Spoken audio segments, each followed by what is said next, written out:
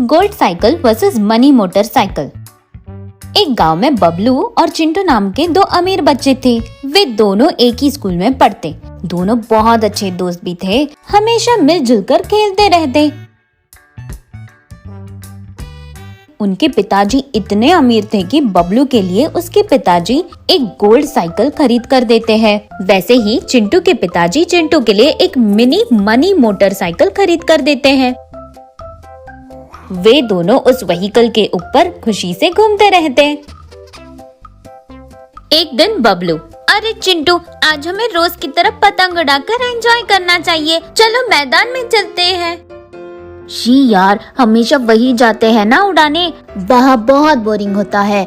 इस बार मैदान में नहीं, गांव के बाहर जाकर, वहाँ एक बहुत बड़ा खेत में जाकर उड़ाएंगे, तब मजा आएगा।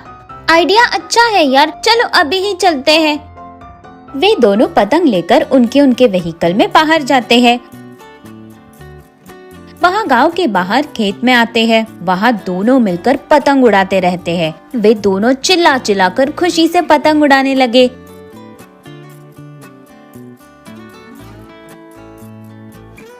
तभी अचानक उनका पतंग एक पेड़ के तना पर आकर अटक जाता है। वे दोनों जाकर उड़ी मारते हुए उस पतंग को निकालने की कोशिश करते हैं, पर उनके हाइट के कारण पेड़ के तना तक नहीं पहुंच पाते।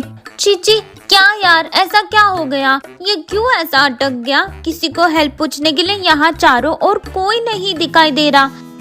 अरे, तुम्हारा साइकिल और मेरे मोटर बाइक को यहाँ लाकर उसके ऊपर चढ़कर अगर हाथ बढ़ाए तो पहुँच सकते हैं। हाँ यार, ऐसा ही करते हैं। तब वे दोनों मिलकर उनके व्हीकल्स को लाकर स्टैंड डालते हैं और उस पे चढ़कर पतंग को निकालने की कोशिश करते हैं। उसी वक्त वहाँ दो गवार आदमी आते हैं। वे दोनों उनके पैरों के नीचे रखे गोल्डन साइकिल और मनी मिनी मोटर बाइक को खींच लेते हैं, जिसकी वजह से वे दोनों नीचे गिर जाते हैं। बबलू गुस्से में, हे, कौन हो तुम लोग? तुमने मेरे पैरों के नीचे से मेरा गोल्डन साइकिल क्यों खींच लिया? हेलो, कौन हो आप लोग? मेरे मोटर बाइक को क्यों छीन लिया? हो, क्या मतलब? क्या बच्चे, हम रौडी चोर हैं, अभी अभी ड्यूटी पर आए। ये गोल्ड साइकिल है, इसीलिए खींच लिया। मैं उससे भी बड़ा रौडी चोर हूँ रे। ये मनी मोटरसाइकिल है, इसीलिए खींच लिया मैंने। वह सब नहीं संभव है, वे सब हमारा है, हमें हमारी चीज वापस दे दो। वे दोनों चोर और जोरों से हंसने लगे। हो। साइकिल जिसने लिया वह आदमी, अगर इससे बेचे तो 1 लाख रुपए मिलेंगे। उन पैसों से मैं हर रोज मटन और शराब खरीदूंगा। मोटर बाइक लेने वाला आदमी, ये मनी मिनी मोटर बाइक को अगर बेचा तो मुझे भी लाख रुपए मिलेंगे। उसे मैं मेरी बीवी के लिए नेकलेस और बिरयानी लेकर जाऊंगा। यह सुनकर बबलू चिंटू के कान में, इन दोनों को देख के लगता है कि ये दोनों मूर्ख हैं। मेरी साइकिल की कीमत 10 लाख रुपए है, जिसके लिए ये 1 लाख रुपए बता रहा है। इनके साथ एक खेल खेलते हैं। चिंटू भी गुप्त रूप से, सही कहा बबलू, मेरी 8 लाख की बाइक को भी वैसा ही बोल रहा है। उन दोनों को हम रुलाते हैं। बबलू उन दोनों से, ठीक है, लेना है तो लीजिए, पर आप लोग को देखकर मुझे बहुत दया आ रही है। क्या? हमें देखे तो दया आ रही है? क्यों, किस लिए? नहीं तो क्या जी, गोल्ड कोटिंग किए हुए साइकिल के लिए तुम्हें 1 लाख रुपए कौन देगा? 2000 रुपए भी नहीं मिलेंगे तुम्हें। सेकेंड हैंड में 5000 में खरीदा हुआ नकली नोट चिपकाए हुए इस मोटर बाइक के लिए कौन देगा 1 लाख? 1000 रुपए भी नहीं देंगे शायद। ऐसा हंसते हुए बोलता है। वे दोनों चोर एक बार साइकिल और मोटर बाइक की ओर देखकर बोलते हैं, तुम लोग जो कह रहे हो वो सही में सच है ना? सच में, हम आप दोनों से वादा करते हैं। वे दोनों उन दोनों के सामने उलझे हुए चेहरे रखते हैं। मतलब मैं मटन और शराब नहीं ले सकता?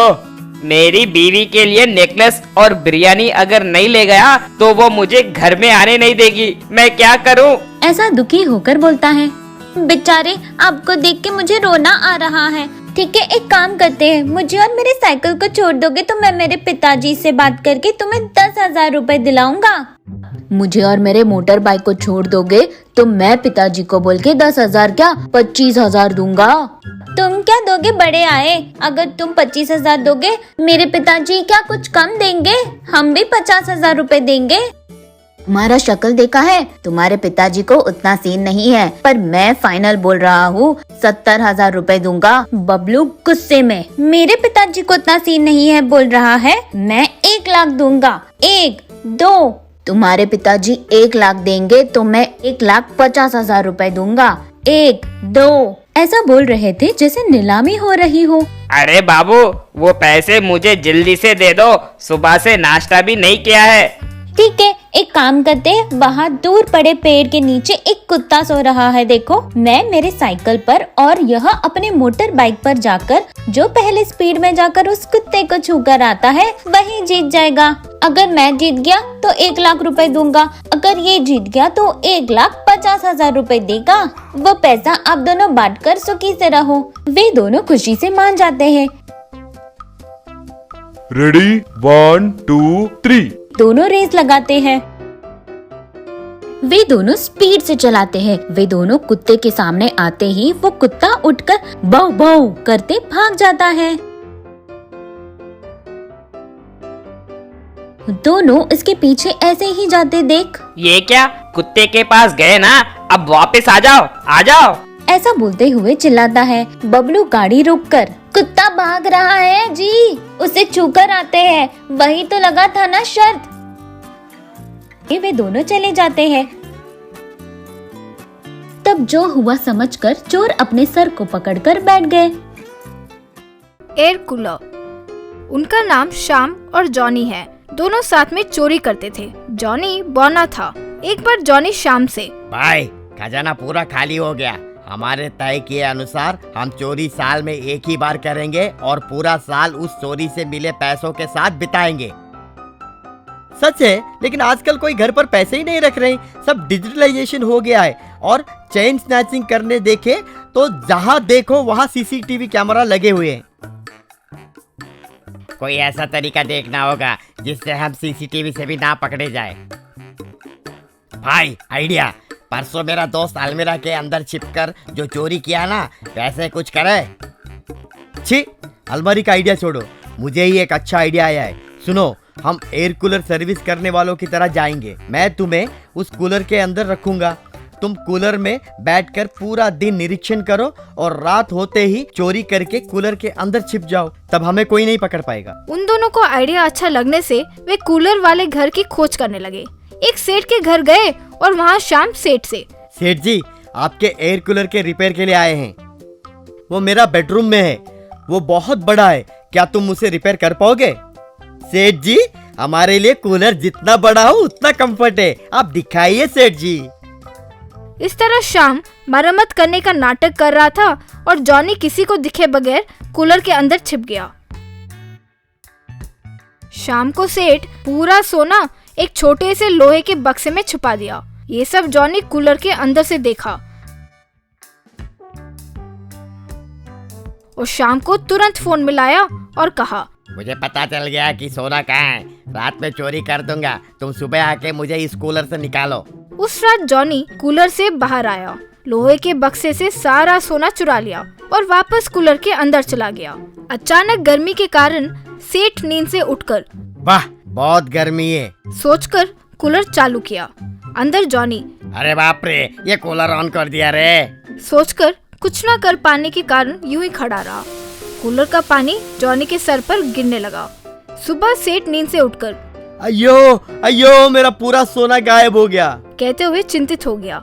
इतने में जॉनी कूलर से अच्छे ये जोर से छींका। वो आवाज सुनकर सेठ, अरे ये कौन चीखा, कहते हुए इधर उधर ढूंढने लगा, लेकिन कोई नहीं मिला। जॉनी अंदर जोर से कांपने लगा।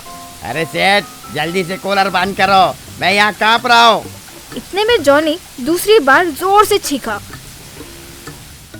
और सेठ को डर लगने लगा। सेठ तुरंत, अरे लाला, प्यारा, मोटू, छोटू सब आओ, कहते हुए पुकारने लगा। लगता है घर पर भूत है और वो चीख रहा है। इतने में जॉनी फिर से छींका। सब बाप रे भूत! कहते हुए वहाँ से भाग निकले। सेठ तुरंत एसआई को फोन किया और उसे सब कुछ बताया। एसआई तुरंत घर आया और क्या भूत ने छींका? कहते हुए पूरा घर ढूंढने लगा। यहाँ कहीं भूत नहीं है सर। जॉनी को फिर से छींक आ रही थी। हे भगवान, इस बार ये चीख को रोक लेना। यूं वो सोच ही रहा था, हाँ अच्छे। यूं छींका। वो आवाज सुनकर जब एसआई कूलर के अंदर जाकर देखा तो उसे वहाँ जॉनी अंदर नहाते हुए दिखाई दिया। कूलर से जॉनी को बाहर लेकर आया और जॉनी के साथ साथ वो शाम को भी गिरफ्तार किया।